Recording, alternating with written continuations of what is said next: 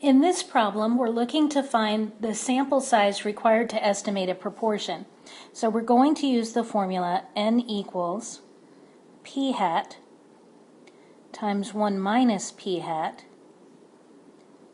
times z sub alpha over 2, which comes from our confidence level, divided by the margin of error squared. In this particular case, we don't have a preliminary estimate. There's no preliminary estimate. So in that case, we're going to let p hat equal 0.5. So we don't want to estimate p hat as being a small percentage or a large percentage. We want it to be right in the middle. So that's why we use 50%. So it's the most conservative thing we can do rather than assuming that it's going to go one way or the other. We don't know, so we just let it be in the middle. All right, so the next thing we need to do is find our value of z sub alpha over 2. So I'm going to scroll this up a little, make some space. So in order to find z sub alpha over 2, and we're looking for 99% confidence. So to find the z-score that goes with that, I like to draw the distribution each time, but it's not necessary. We have 99% of the values in the middle, which leaves 1% left over for the tails. And since we have 2 tails, that means that there's 0.5% for each tail. And 0.5% is the same thing as 0.005.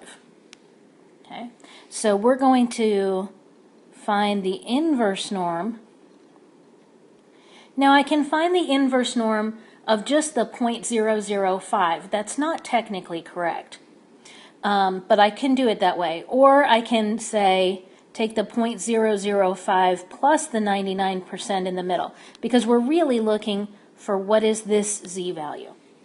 So to do this properly, I'm going to find the inverse norm of 0.995. That's the 99%, the 0.99. Let's take out this, makes it look like a fraction.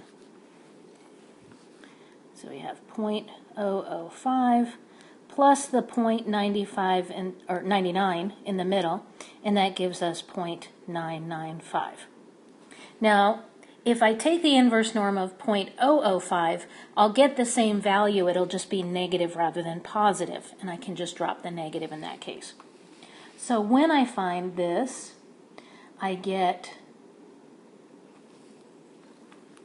2.58.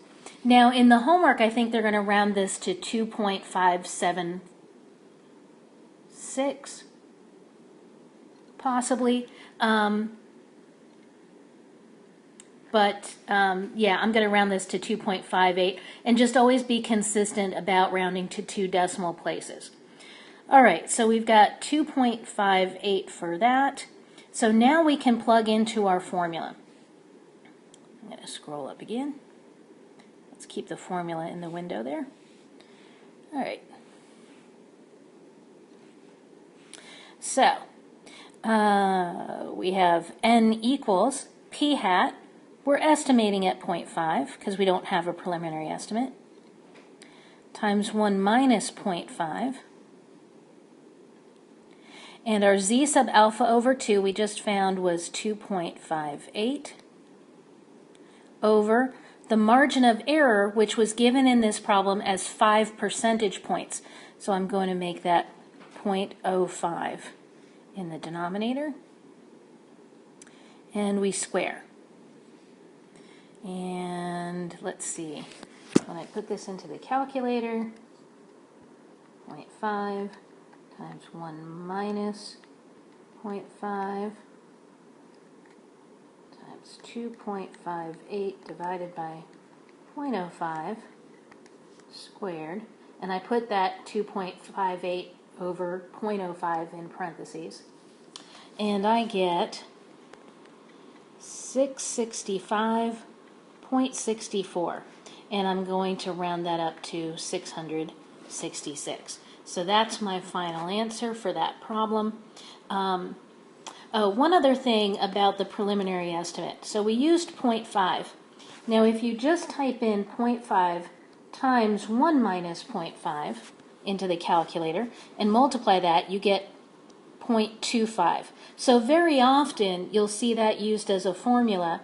They'll say when there's no preliminary estimate, just use 0.25 times z sub alpha over 2 over the margin of error squared. When there's no preliminary estimate. So you can do it that way, that's perfectly fine. It just gives you kind of a third formula to remember. So I just give it to you in the first format where we have p hat times 1 minus p hat, and then you just know to use 0.5 for p hat if there's no preliminary estimate. So that's problem number 38.